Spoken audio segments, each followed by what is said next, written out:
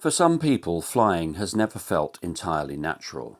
There is, after all, something slightly unnerving about climbing into a metal tube and trusting it to carry you thousands of feet above the ground, even when that metal tube has wings, sophisticated technology, and a pair of enormously powerful engines keeping it there. So perhaps for the nervous flyer, a hot air balloon requires an even greater leap of faith.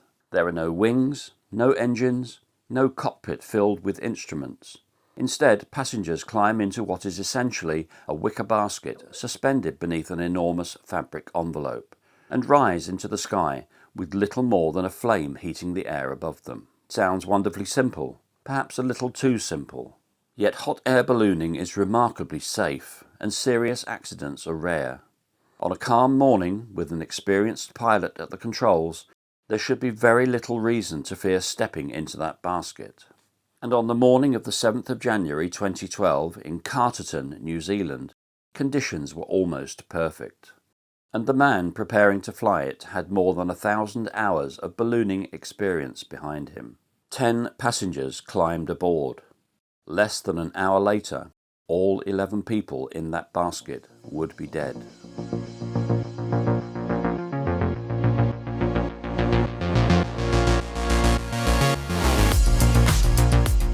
Carterton is a small town in the Wairarapa region of New Zealand's North Island, surrounded by farmland and open countryside, around 80 kilometres northeast of Wellington.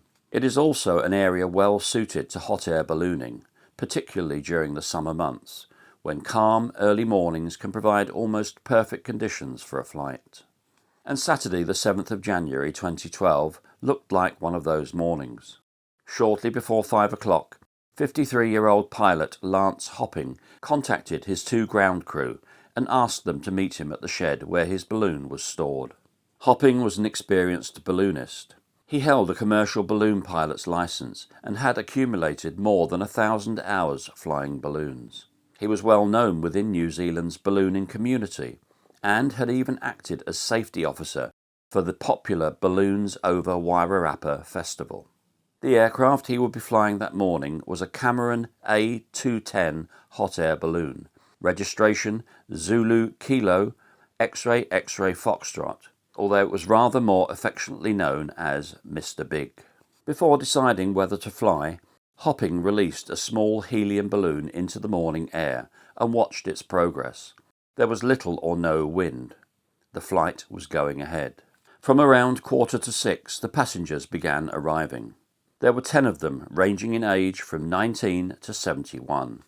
Howard and Diana Cox were husband and wife. So were Desmond and Anne Dean. Valerie Bennett was there with her cousin Denise Delabarca, while Stephen Hopkirk was sharing the experience with his partner Belinda Harter. For Stephen, the morning was particularly special. It was his 50th birthday, and the balloon flight had been a present from Belinda. The youngest passengers were 19-year-old Alexis Still and her boyfriend Christian Jordan, who was 21. They had already tried twice to take a balloon flight together, only for bad weather to force its cancellation. This time the weather had finally cooperated. As the enormous envelope was spread across the damp grass and slowly inflated, some of the passengers joined in with the preparations. Once everything was ready, they climbed into the basket and received a final briefing from Hopping about what they should do when it was time to land. At 6:39 that morning, Mr. Big lifted gently away from the ground. For the next half an hour, there was no indication that anything was wrong.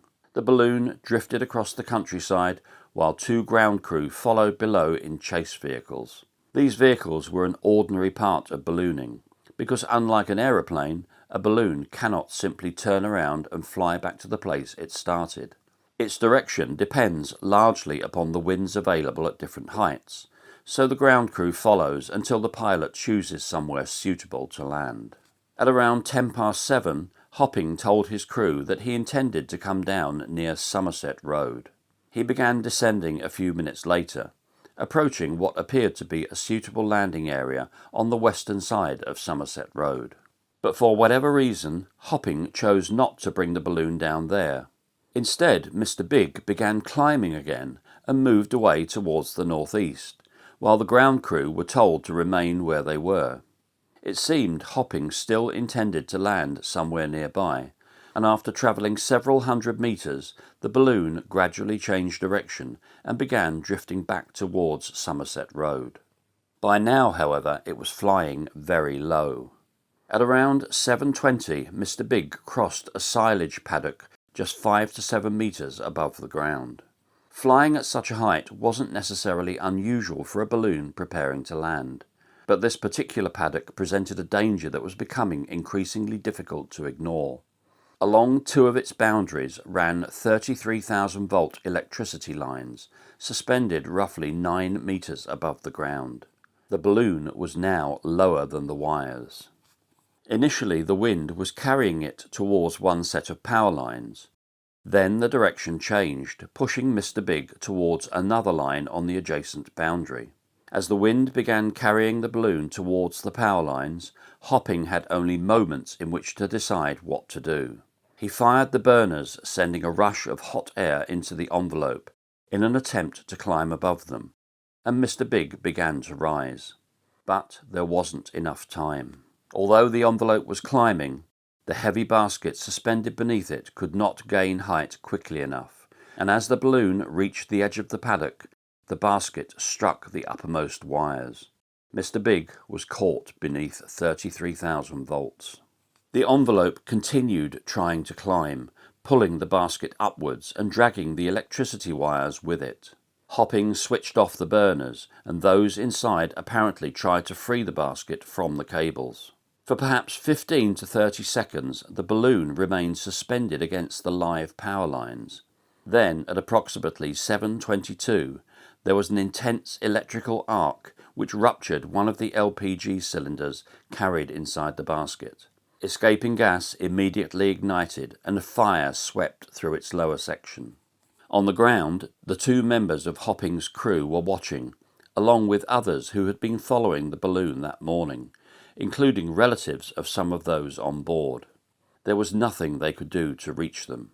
As the fire took hold, 2 passengers jumped. By now the basket had been pulled to approximately 20 metres above the ground, and neither survived the fall.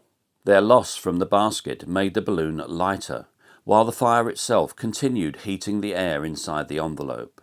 Still caught on the power line, Mr. Big pulled harder and harder against the wire until, around 80 seconds after the electrical arcing began, it finally broke. The effect was immediate. Suddenly released from the cable, the burning balloon surged high above the surrounding paddocks, eventually reaching somewhere between 110 and 150 metres. But by then the fire had reached the envelope itself. As the fabric began to fail, the envelope could no longer support the basket hanging beneath it. It collapsed, and Mr. Big fell back towards the ground. Just over 2 minutes after the electrical arcing had begun, the remains of the balloon crashed into a field across Somerset Road. Those on the ground had watched almost the entire sequence unfold above them, from the moment the basket became caught in the wires to the final fall into the field. The ground crew had already called the emergency services, and the first vehicle arrived at around 7:29, just minutes after the balloon came down. By then, however, there was nothing anyone could do. All 11 people who had left Carterton less than an hour earlier were dead. Attention quickly turned to understanding how a routine balloon flight, flown by an experienced pilot in good weather, had ended so catastrophically. Investigators found no mechanical defect with Mr. Big that had contributed to the accident, nor was there anything about the weather that morning that should have prevented the flight from taking place. Instead, the Transport Accident Investigation Commission focused upon the decisions Hopping had made during those final few minutes above Somerset Road. They concluded that he had never intended to land in the paddock surrounded by the power lines. Nevertheless, allowing the balloon to descend below the height of those lines and then remain at such a low altitude while crossing the field had placed everyone aboard in an extremely dangerous position. When the change in wind began carrying Mr. Big towards the wires, Hopping had very little time left in which to respond. but investigators found that his decision to try to climb over them had also been the wrong one. The manufacturer's advice, when a collision with power lines could no longer be avoided, was to rapidly descend the balloon and try and bring the basket to the ground before reaching them. Had Hopping done that, the investigators believed those aboard would have had a better chance of surviving. There was, however, another troubling discovery. The post-mortem toxicology testing found THC, the active component of cannabis, in Hopping's blood. Investigators believed the result was consistent with both longer-term and recent cannabis use. Because cannabis can affect judgment and decision-making, they could not exclude the possibility it had contributed to Hopping's errors that morning. They stopped short of saying that it had caused the accident. It was also discovered that Hopping's aviation medical certificate had expired several weeks before the flight. The tragedy led to renewed concern over the use of performance-impairing substances by people working in safety-critical transport roles, while the investigation also drew attention to the particular danger that power lines present to balloon pilots. But perhaps the most uncomfortable finding concerned the flight itself. Lance Hopping was an experienced balloonist, flying an airworthy balloon in weather that had given him little reason to remain on the ground. Yet in the final minutes of the flight, he had allowed Mr. Big to descend into a place where his options were rapidly disappearing. And perhaps that is what makes the Carterton tragedy so difficult to comprehend. A hot air balloon has no engine to fail, and no steering wheel to turn. Once it leaves the ground, the pilot can control its height, but the wind decides where it goes. Usually, pilot and wind work together remarkably well. On the 7th of January 2012, they did so for more than half an hour. It was only when Mr. Big came back towards the ground that everything went wrong. The flight had begun with 10 passengers looking down over the Wairarapa countryside from a wicker basket beneath an enormous envelope of warm air. 43 minutes later, that same basket was hanging from a 33,000-volt power line. In a form of aviation where serious accidents are exceptionally rare, Carterton became the devastating exception. Now, I myself, although I have an aviation background, have never flown in a hot air balloon. But I can see, not only from this example, but from other examples I've seen, how much at the mercy of the elements balloons are. Despite the nature of the information, I hope you appreciated the way it was presented. I'll see you on the next one, and I'll wish you bye-bye for now.